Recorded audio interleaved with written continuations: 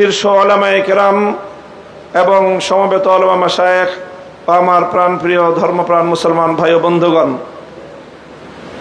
সংক্ষিপ্ত পরিসরে কয়েকটি কথা আজকের বাংলাদেশের বিশেষত জাতীয় রাজনৈতিক প্রেক্ষাপটে উলামায়ে কেরামের সামনে এক ঐতিহাসিক সুযোগ এসেছে এবং সুযোগ আসার কারণে তাদের কাঁধে ঐতিহাসিক জিম্মাদারি এবং দায়িত্ব বর্তেছে। আমরা যদি আজকের এই প্রেক্ষাপটে আমাদের দায়িত্ব পালনে ব্যর্থ হই, ইতিহাস আমাদেরকে ক্ষমা করবে না। এই জন্য যাদের কাঁধে দায়িত্বের বোঝা, আমরা শুধুমাত্র এক একজন ব্যক্তি নই।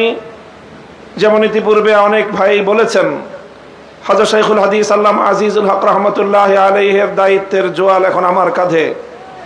হযরত পীর সাহেব মরহুম সৈয়দ ফজলুল করিম রহমতুল্লাহ আলাইহির দায়িত্বের বোঝা আমাদের বর্তমান হযরত পীর সাহেবের উপর। মুফতি ফজলুল হক আমিনী রহমতুল্লাহ আলাইহি সহ আকাবিরদের দায়িত্বের বোঝা আমাদের ভাই মাওলানা মুফতি সাখাওয়াত হোসেন রাজির কাঁধে। এমনিভাবে আমরা বর্তমান প্রজন্ম আমাদের পূর্বসূরীদের রেখে যাওয়া একটি সুন্দর প্ল্যাটফর্মের উপর আজকে আমরা দাঁড়িয়ে আল্লাহর দ্বীনের কাজ করার সুযোগ পেয়েছি। কাজে এই জায়গা থেকে আজকের এই জাতিকে যদি আমরা নেতৃত্ব দিতে, যথাযথ দিক নির্দেশনা দিতে যদি আমরা ব্যর্থ হই, তাহলে আমাদেরকে অনেক বড় মাসুল গুনতে হবে, দুনিয়াতেও এবং আখিরাতেও। আমি আজকের যে জাতীয় চাহিদা, বিশেষ করে সারা বাংলাদেশের সকল ধর্মপ্রাণ শুধু নয়, যারা ধর্মকে ভালোবাসে অন্তত তারাও, ইসলাম প্রেমী সকল মানুষের অভিন্ন চাহিদা হলো ইসলামী নেতৃত্ব তারা ঐক্যবদ্ধভাবে জাতির সামনে অগ্রসর হোক, জাতির সামনে উপস্থিত হোক। আমি আমার দীর্ঘ যে পর্যবেক্ষণ বাংলাদেশের ধর্মীয় এবং রাজনৈতিক অঙ্গন নিয়ে, সেটা আমি দেখি যে বাংলাদেশে আমরা আলহামদুলিল্লাহ ইসলামিক দৃষ্টিকোণ থেকে আমাদের পার্শ্ববর্তী উপমহাদেশের অন্যান্য দেশের তুলনায় আমরা অনেক সহনশীল একটি জায়গায় রয়েছি। আমাদের বাংলাদেশে ইসলামপন্থীদের মধ্যে পারস্পরিক ঈমান এবং কুফরির কোনো ইখতিলাফ নেই, মতবিরোধ নেই, যেটা আমাদের পার্শ্ববর্তী দেশগুলোতে রয়েছে।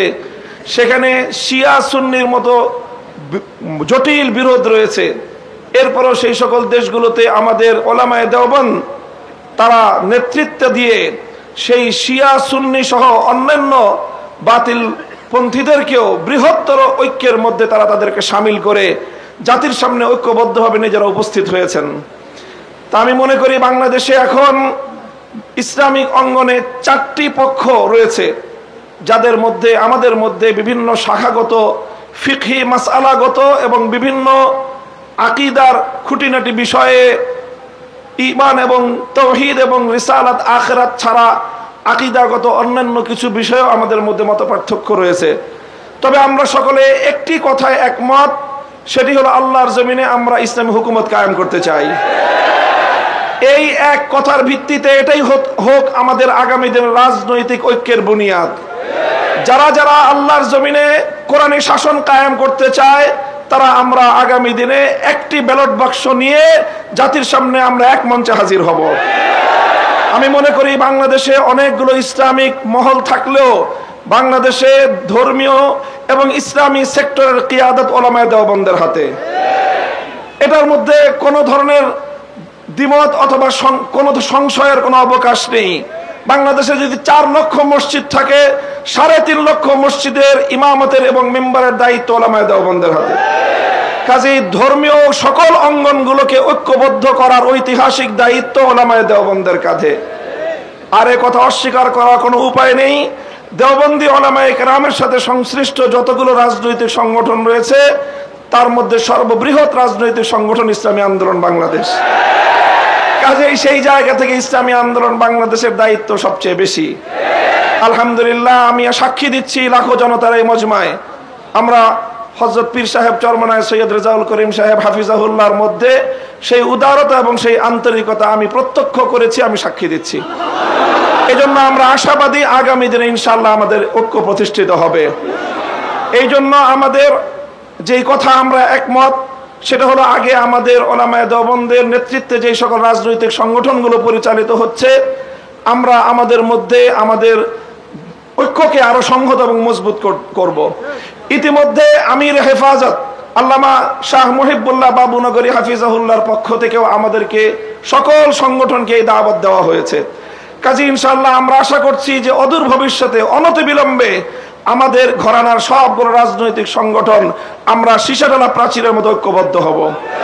এরপরে বাংলাদেশে অপর 3টি ইসলামী ধারাকেও রাজনীতির ক্ষেত্রে আল্লাহর জমিনে ইসলামী হুকুমত কায়েম করার জন্য তাদেরকেও আমরা তাদের কাছে দাওয়াত নিয়ে যাব ইনশাআল্লাহ।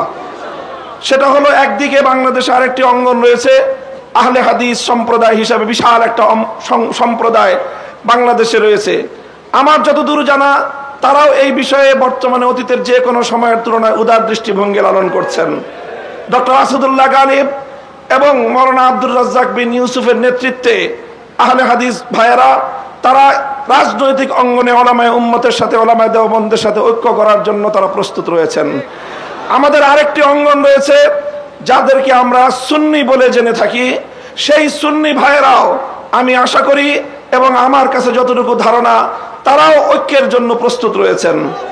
তৃতীয় যে আরেকটি গ্রুপ রয়েছে জামায়াতে ইসলামী বাংলাদেশ, যারা দীর্ঘদিন ধরে রাজনৈতিক অঙ্গনে আল্লাহর জমিনে আল্লাহর আইন বাস্তবায়ন করার স্লোগান নিয়ে যারা কাজ করছেন, তাদেরকেও আমরা উদাত্ত আহ্বান জানাবো এবং তাদের কাছে আমরা দাওয়াত নিয়ে যাব।